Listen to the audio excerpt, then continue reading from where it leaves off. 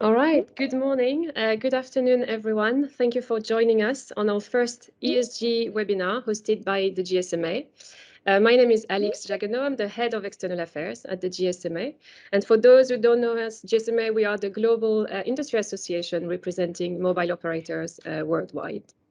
So today we're going to be discussing ESG performance. How do we accelerate impact and performance in the mobile industry? For those of you who are maybe not so familiar with the topic, ESG stands for environmental, social, and governance issues. And you might have noticed the real explosion and increase in attention around ESG in the past, let's say 3 to 5 years. It's really become, frontline in a lot of discussions and on the board agendas with investors, which is leading to positive developments as we see investors really making ESG central to the decision making in their decisions. But we also see increased scrutiny around companies and what businesses claim is good ESG practice. So to try and navigate that at the GSMA, we have been working with operators for some time now to accelerate ESG performance and to really look at what, as an industry, should be considered most material. Where do we have most of an impact? What are the risks associated to deploying mobile broadband networks across the world? And how do we really measure progress and efforts being made by different operators? We're going to talk today about the ESG metrics for mobile framework that we have launched a couple of weeks ago together with mobile operators and with our partner EY, who is with us on this event today. You'll hear a lot more about that throughout the discussion. We're going to talk about how do we communicate about ESG performance, how do we measure impact, how do we really talk about that with investors, with shareholders, with employees, but also about, in the communities where different operators operate. I'm excited to invite our panelists to now switch on their camera and join me on the screen here.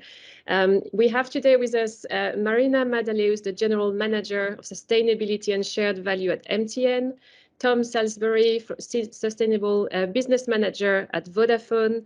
We have Dr. Todd Bridges, Global Head of Sustainable Investing and ESG Research at ESG Book, which some of you known until recently as Arabesque. And Robert Jenkins, Global Head of Research at Refinitiv. So great panel discussion. Thank you so much for joining us, the four of you today, and welcome. I'm really excited and pleased that we have both representatives from the mobile operators, but also non-industry stakeholders and ESG data experts who are going to be able to bring an outsider perspective and takeaways on what we're discussing today and this framework. I'll start maybe by inviting the operators, just because Nadia has just talked to us about the framework and the efforts that have gone into developing, simplified metrics. Maybe I'll start with you, Tom, at Vodafone. Just simply asking you, why did you decide to join, efforts with GSMA and to developing this industry-specific framework? If you could tell us a little bit more about that. Thanks, Alex, and great to be here today. I mean, I think one stat that really stood out that Nadia shared earlier was the 600 different reporting standards. I mean, that's an incredible amount for one company to navigate themselves. So I think having a common framework as a sector is extremely valuable for all of us, and also the efficiency of doing that is clear. I think having a convergence of the alignments and kind of what are the most material areas for our sector is really helpful for us, because it helps identify these are the most material areas for us as a sector. But I think crucially it also helps other stakeholders when it comes to whether it be investors analysing our performance. Actually having that consistent reporting approach is very beneficial. There have been many times where we've been maybe talking to ESG investors and that there have been questions, but why you calculate it in this way and it's slightly different between different operators, and really you're comparing apples with pears. So I think this will really help to have that consistency, and and I think that should really help reduce the burden, the reporting burden for the reporting entities, i.e. the operators, having that greater focus on really these are the most material areas and these are the most important metrics for those areas. I think will really help us be a bit more focused when you've got these 600 different reporting standards. And I suppose finally the one thing I'd say as well is one of the reasons and one of the benefits of reporting is actually to improve performance. I mean, that's what we ultimately want to be about. We want to be reducing our environmental impact. We want to be doing more from a digital inclusion perspective. And I think having this consistency will help, and particularly around targets. I think hopefully this could potentially accelerate impact as well, because we've got a much clearer idea of where we're going. Great. Yeah, I like this idea of accelerating impact. Like measurement is only done with another end goal in mind. Marina, I'll turn to you. It was really a similar question. You are at MTN. MTN operates across 19 African markets, so very different geographic landscape. What are some of the challenges that you encounter, when around ESG reporting? Especially, I'm thinking keeping in mind, the markets where you are present, which have their own region, specificities. Thank you very much, Alex. And I just want to say congratulations to yourself, Nadia, and the rest of the team on this momentum achievement of putting this framework together. I remember it was just probably about a year ago where we first had a conversation with Nadia, just saying, there's a lot of ESG raters and rankers, and you don't see a lot of commonality. So there was almost this need to do something about it. And so we're very grateful for GSMA for getting the experts around the table, putting us all together, which has resulted in us being here today. I think as MTN, we're an organization that's driven by a core belief that everyone deserves the benefits of a modern connected life.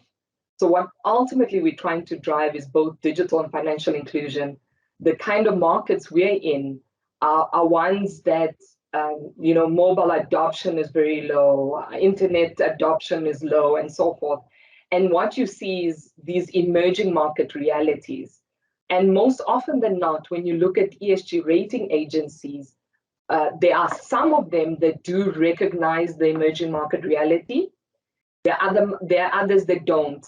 And it's unfortunate that some of them are very influential, that don't take emerging markets into consideration. So I think that was one of the key challenges that we see, is just the reality of operating in markets such as such as the markets that MTN is in.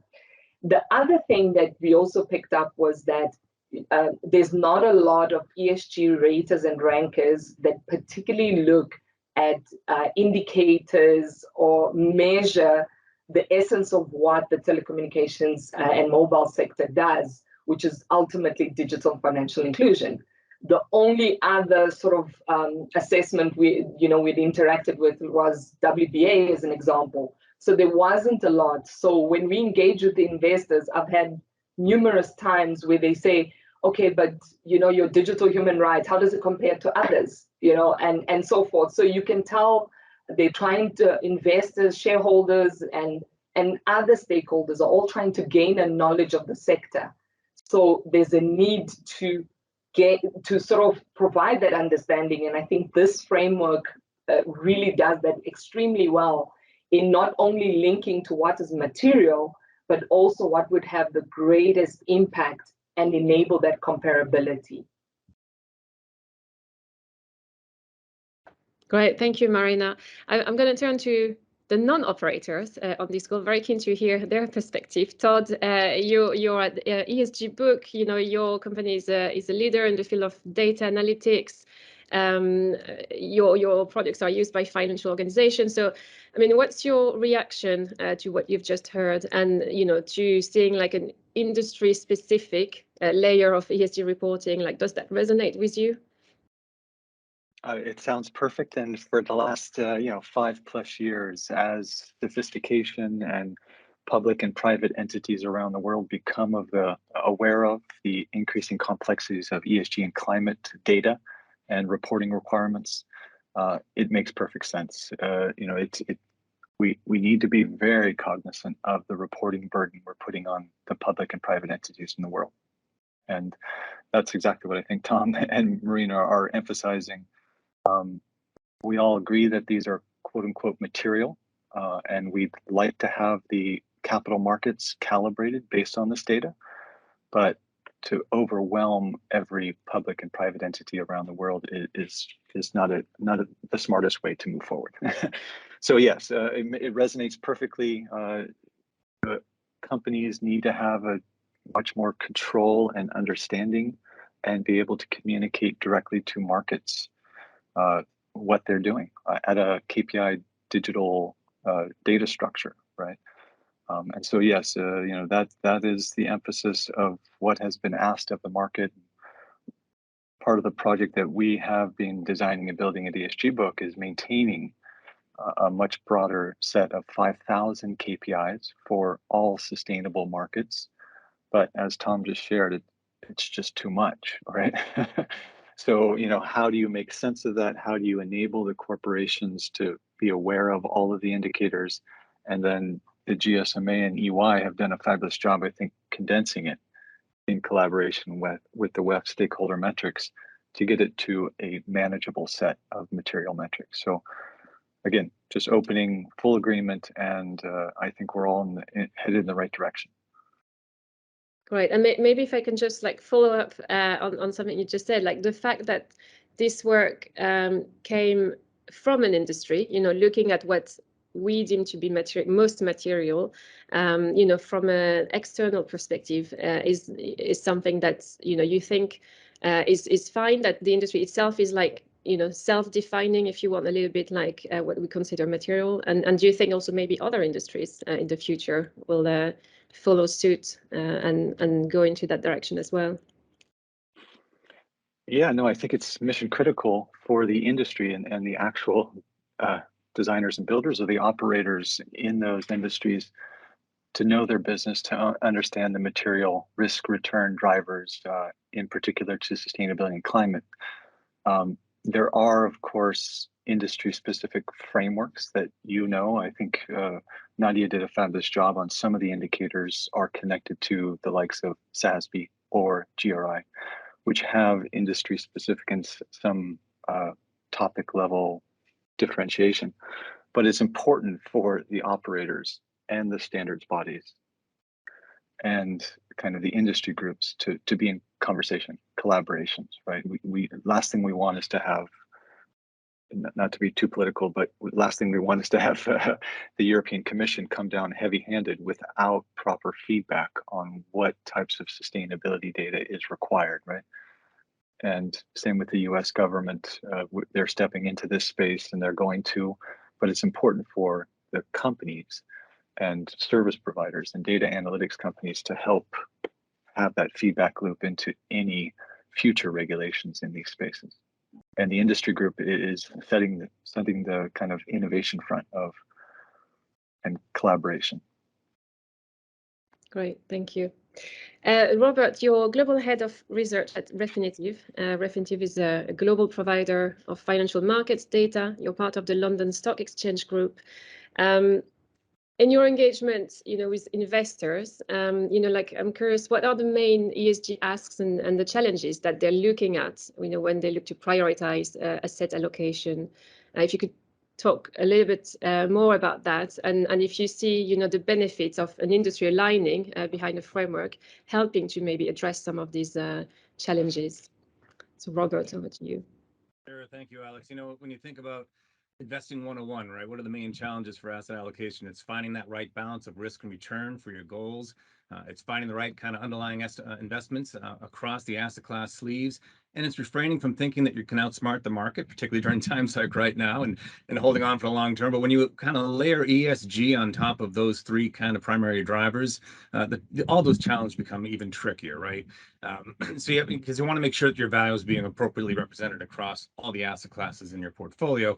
And inherently, ESG investing in most every form you think about it, whether it be negative screening, positive, impact, integration, best in class, et cetera. Most all styles of ESG investing involve narrowing the investable universe of securities. And that means that you're going to probably reduce diversification, and you're going to increase kind of cyclicality, volatility, and risk. So the main ask, I think, from investors, let me have the needed transparency so I can understand, whether or not these investment holdings are actually aligning with my values. And, baseline kind of risk return metrics are pretty standard, right? SEC, FCA, GAAP accounting principles, et cetera. But transparency in the ESG world is anything but.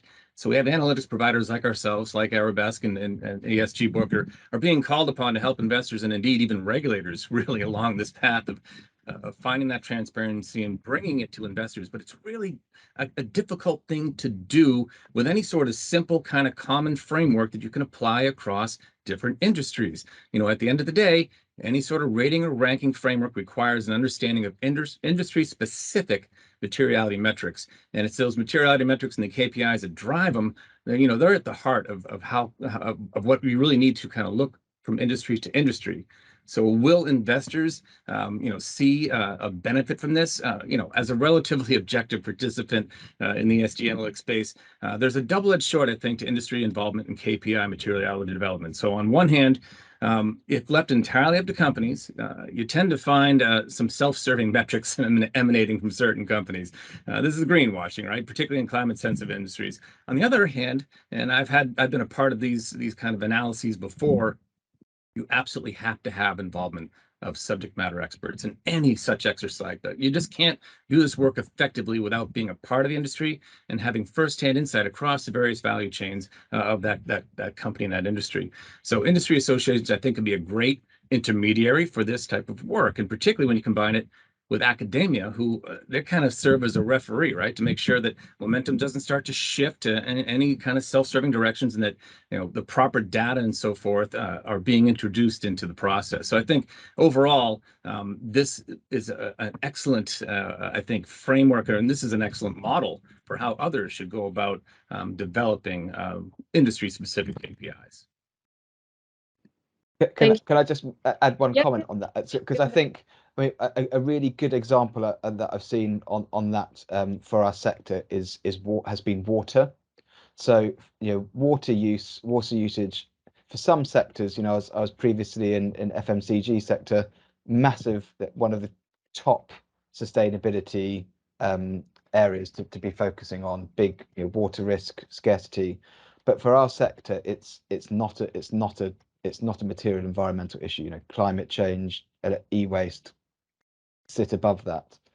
But you still have some indices who would negatively rank companies in our sector because of we're maybe not disclosing water usage in a way that they'd really want, or we're not showing the performance.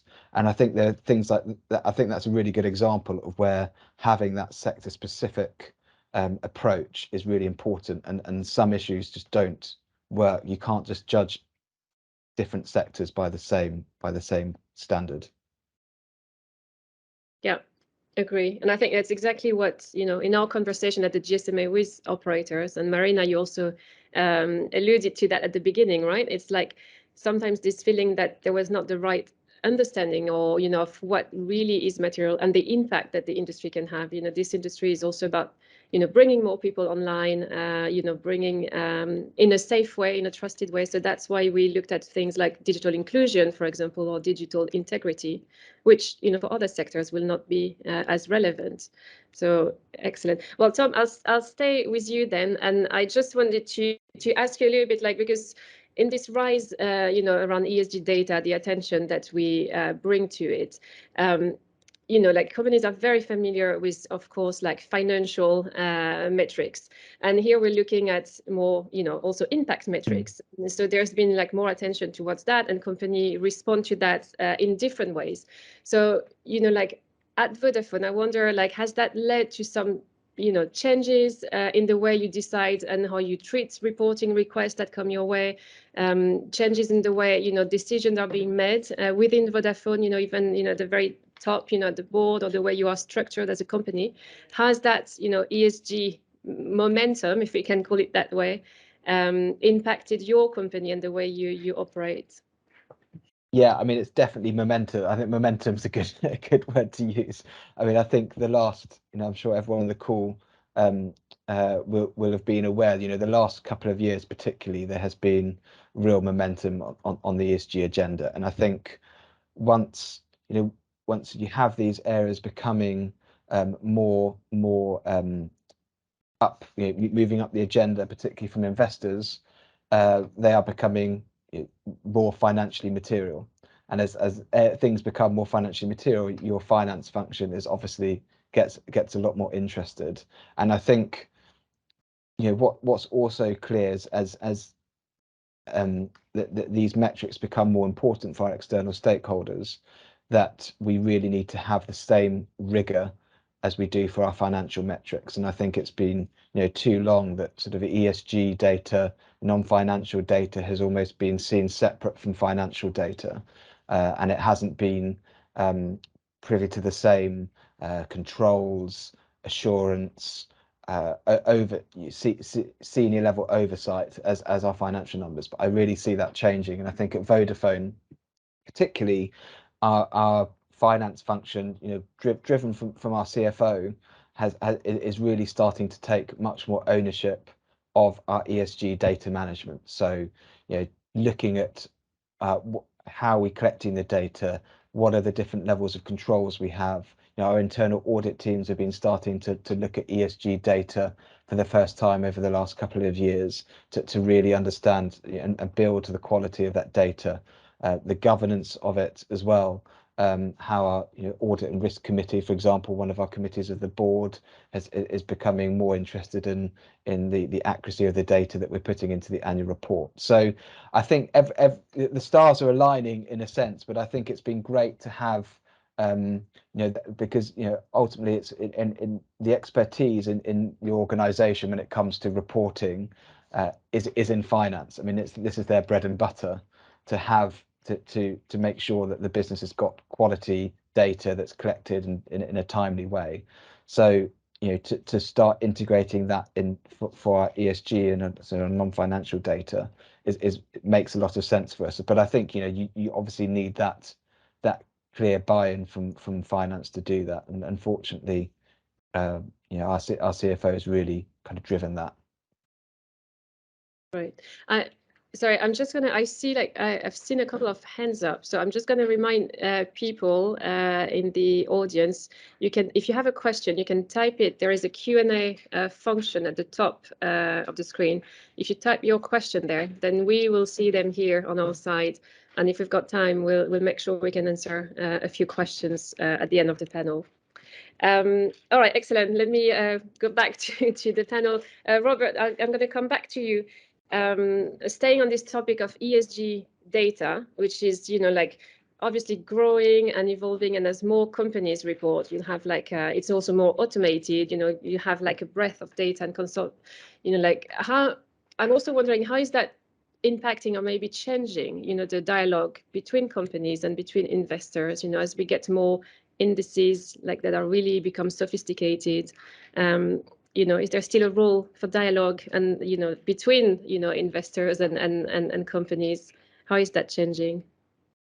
I think as we all know, regulatory efforts and investor pressures in general are driving better and more transparent disclosures. We're seeing it right now. This effort that we're talking about here today is an example of that.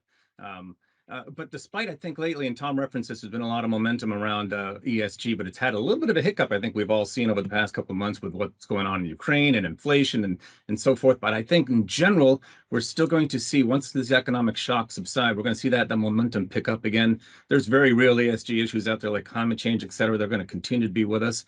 And I think that over the next 5 to 10 years, the ESG footprint of an investment will be almost as primary to its description as the asset class that it's in. So I expect that the notion, for instance, of ESG-themed funds will eventually just kind of fade into the background, as all funds are going to be assessed on their ESG characteristics, and the supporting analytics that we're starting to develop are going to enable investors to more easily choose, targeted and thematic ESG investment products. And what this means for companies and investors is that the level of disclosure, I think, and discourse will inevitably resemble the same type of reporting and reporting standards that we have today around corporate financial statements and earnings reports. So by that mean we have, right now we have very specific regulatory and industry body standards from the SEC, the FCA over in the UK, et cetera, and around GAAP accounting principles that really drive that reporting and make it standard. And that means that the transparency is going to be higher and more aligned within a given industry, but it's still going to be subject to pockets of gray, kind of like the tax code is right now. So I think the dialogue between companies and investors are going to be more targeted and fact-based, and hopefully better frame that transition tracking analytics that retail and institutional investors are really striving for. And I think it's important to note that efforts like what you're doing here, having the industry association be involved, that fosters buy-in by industry participants. And that's, I think, critical to driving this eventual standardizing and customizing of meaningful disclosures. Yeah. Marina, oh, sorry, Todd, you want to... I just want to add, again, Yeah. I couldn't agree more with Robert, and especially from the investor perspective, but maybe, Alex, another angle on your question is, of course, transparency is mission critical. And as sophistication grows, and Marina and Tom are perfect examples, every mobile operator, every public corporation, in the future, every private company is leaning into these matters and wants to know more and more about the granularity. And the investors want to know more and more about the granularity. And so there will be, one of the premises of what we've seen and what we've been designing and building for about 2.5 years is our tools to allow for direct engagement at the data itself, right? So if Tom and his team of finance and audit committee and risk committees and the CFO office wishes to manage their data, ESG and climate data, with precision and control internally, and then if and when they wish to deem that data to go public or private, they should have click of the button access to be able to communicate with, as Rob said, the investor markets, institutional retail. So there is going to be much greater need for transparency, digital data submissions with precision, and then know who's requesting the data and why. And then Tom and Marina can put documentation to say, oh, you want to know my scope 1, 2, and 3? Well, here it is, right? Give them the digital data itself. So transparency, direct engagement, that's going to be increasing in the next few years, regardless of regulation. Could be helped by regulation, though. Exactly, I was going to come to that. Maybe we'll be helped by regulation. Marina, maybe it's a good segue into bringing you back into the conversation. Like, how do you, like you mentioned before, sometimes the challenges, or like the specificities of some emerging markets, and so how do you, there's a lot of talks about, in the spirit of transparency, pushing more universal regulation. So how do we balance that, like universal regulation and mandatory disclosure, yet, keeping into account some of the specificities of, in some of the markets where you operate? Like, that's something that must be keeping you very busy and, awake, I'm sure. Thanks. I think just in terms of global standards, it's really, I think it's encouraging to see that there's a movement towards a convergence of international standards. So I think that's one really great move that we're seeing at the moment. But we still think that having a very telecommunications-based approach like the matrix that we have here will remain important and relevant. When it comes to regulations, it's quite interesting to watch the developments that are happening both in the US and in Europe. On the African continent, it's a completely different story. You are starting to see regulations coming up on a topical level.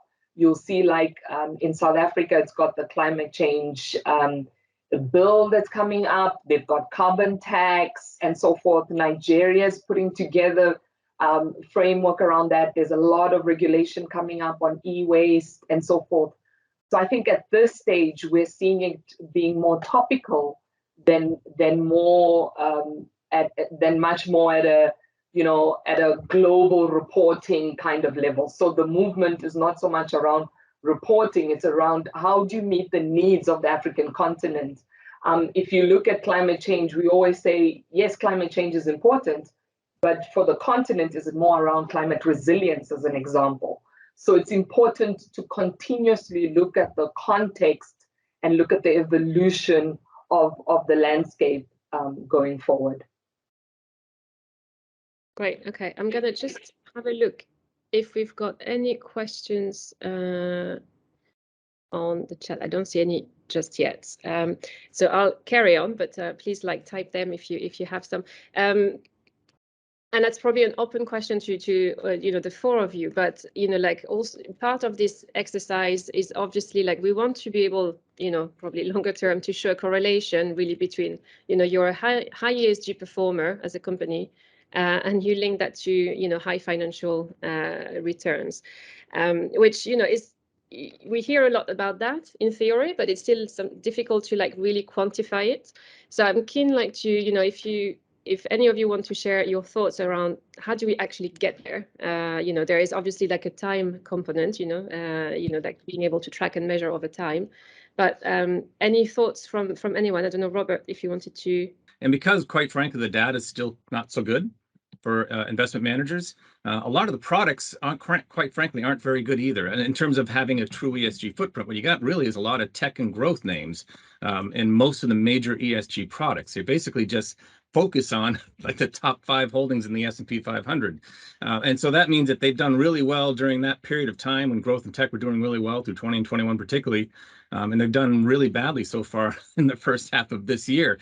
And really, when you think about it, the true ESG innovating companies, the real true kind of green energy companies and so forth, they're still kind of mid-cap companies. So even in a portfolio, they don't represent very large footprints, and portfolios specifically focused just on them are dealing with kind of that long run path that you need to actually hold on to those investments while they kind of hit their stride, if you will. So I think the jury's still out. We've seen a lot of positive reports on, again, positive ESG performance. But again, I think it's really driven by the fact that right now the funds aren't really strong ESG footprint funds. And we're going to see, I think, over time, it's going to get better with the data, quite frankly. Yeah. Todd? Yeah, I'd love to just add, again, complement what Robert was saying. Yeah, there are a lot of complexities on the investment markets, right? Asset class specifics, all the complexities of portfolio construction. There's a lot of different ways in which one can build a fund solution, right? An institutional fund or an ETF. And so what I've been most concerned with, and one of the projects that we're designing and building, is to ensure that, the investment managers and those who are designers and builders of products can have the greatest tools. But also it's important for the corporate entities, public and private, Marina and Tom, to have direct access to not the complexities of asset class, right? Because there's, you can spend years in PhD deconstruction, attribution analysis on asset class specific, but I'm not sure that Tom or Marina and their boards and their CFOs want to manage for that, right? It's almost impossible to draw the connection to performance in an asset class specific vehicle performance. What we want to do is have corporate strategy and all the teams within the corporations be able to have a set of metrics like the ones GSMA. It could be the WEF plus GSMA 10 that would allow that corporate entity to manage those metrics and then have some kind of general assessment, right? Not asset class specific, but tracking, trend analysis, how are we doing? And then at the corporate level, how are you doing relative to your peer group? How are you doing relative to your competitive peer group? You can select your peer group, you can select the industry. And just on these metrics, not asset class specific, not portfolio construction dynamics, that should be an attempt to allow for us to, Alex, answer your question from the corporate perspective. What's best for them? Markets are always going to be able to have some of the best engineers, financial engineers, doing asset class specific and making claims.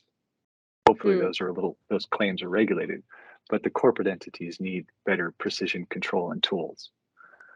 Yeah, and hopefully over time being able to measure the progress and then direct also as a company your investment to support your strategy in X, Y, and Z. I just add one quick thing onto that, which is I think also looking at ESG metrics and performance, not just with a risk lens, which I think maybe has been the more historic approach that, you know, the questions have really been around, well, how are you reducing your climate risk, for example, or what you're doing on supply chain risk. Whereas I think, you know, looking at these metrics, in particularly around areas like digital inclusion, which is about, you know, a metric on growing the population coverage by mobile network, or having more propositions which are going to be growing for new audiences, or making connectivity more affordable. And you know, at Vodafone we have a target around financial services as well, and M-Pesa. These types of things are a huge commercial opportunity as well. And if we hit you know, if we up our performance on these metrics, if we hit our targets, that itself is a real commercial opportunity. So I think it's also worth, you know, looking at these areas with an opportunity lens as well, not just maybe the sort of more historic risk-based approach. I very much like this point, Tom, like linking, you know, what can be considered an ESG issue of risk into a business opportunity and a financial opportunity. I've got some questions now coming on the chat, so I'm gonna, there's a question coming from Singtel, I believe.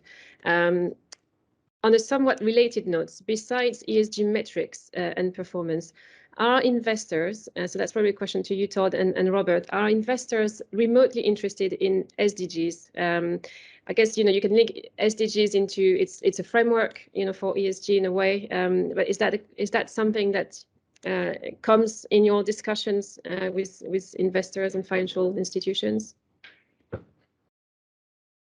think it does come up, absolutely, because they've just gotten quite a bit of exposure. I find that of the 17, that not all of them are super investable at the end of the day. So some are challenging to actually tie an investment metric to all of them. But certainly I think companies properly subscribing to the core values of the SDGs are something you want to try to prove out that case. But in terms of making investment metrics out of all of them, I find it quite difficult. And in my mind, I'm not sure necessarily they were developed to be tied to investment metrics at the end of the day. It's very much in the PRI framework where you're looking for good best practices. Yeah, I mean, just again, complementary, exactly agree. You know, I think the SDGs has a long history and everyone is supportive of, you know, the ecosystem, the stakeholder community, and we want to do as much as possible. But are we seeing investors, institutional grade investors, going all in around SDGs? There are examples that, you know, we have some Dutch leaders in the field, and then I think Bridgewater, the hedge fund here in the US, is of course built and designed an SDG strategy. So we know there are some investors designing and building around SDGs, but it's definitely on the list of priorities of the top 10 frameworks that are being used and adopted by investors. It's much further down, right? We have TCFD adoption, SASB adoption, WEF adoption, and the frameworks go on. And then when the IFRS ISSB comes in, you know, all of these are going to be the front and center set of metrics and frameworks. And to Bob's point, it was not designed and built for that, right? Let's not, I mean, not to be critical, but the SDGs wasn't designed and built to move capital markets with materiality front and center.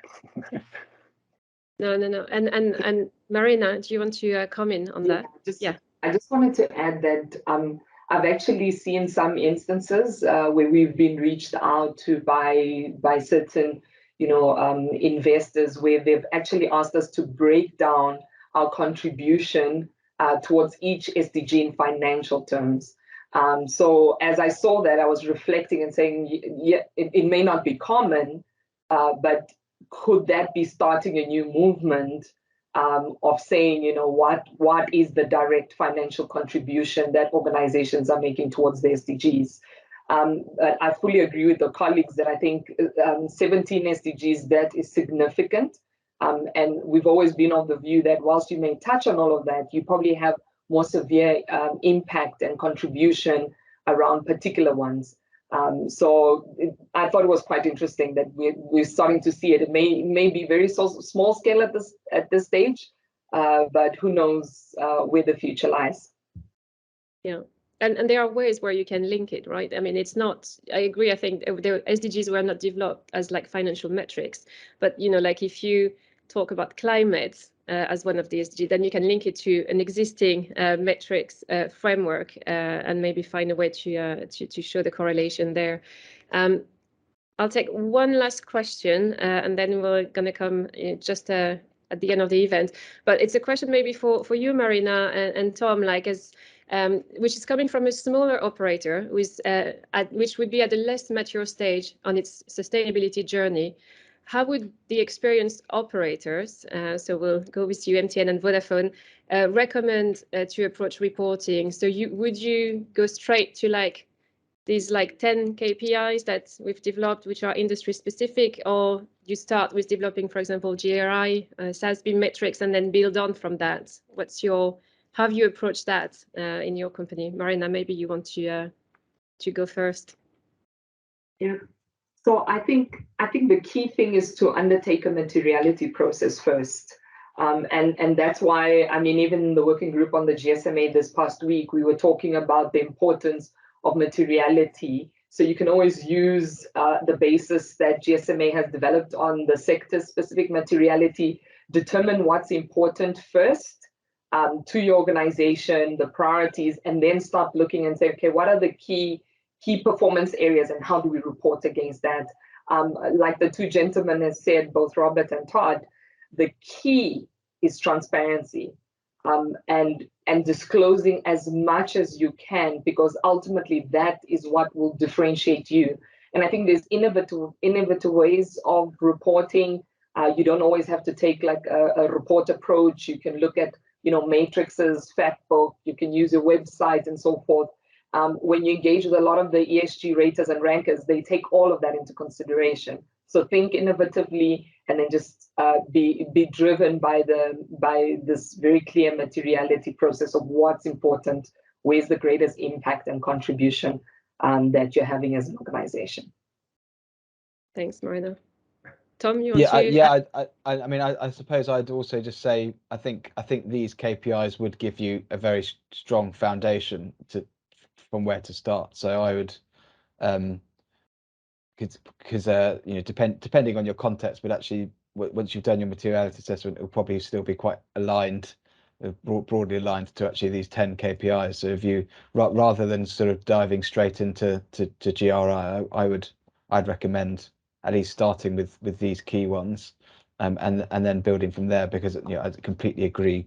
We want to be as transparent as possible. So not necessarily seeing this as kind of job done, just reporting against these KPIs, but I think they are a really good place to start.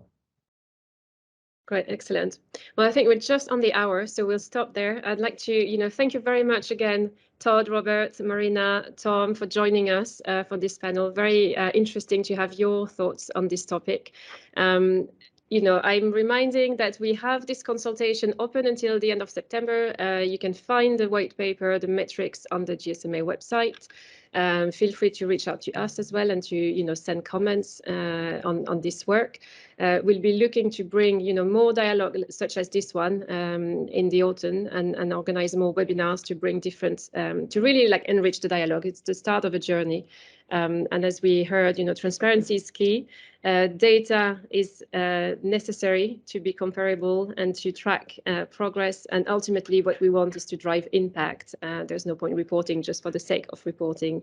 Thank you as well, Praveen from EY, for being our partner on this work and joining us today. And thank you, everyone online. Hope you have a great rest of the day. Thank you very much, and bye.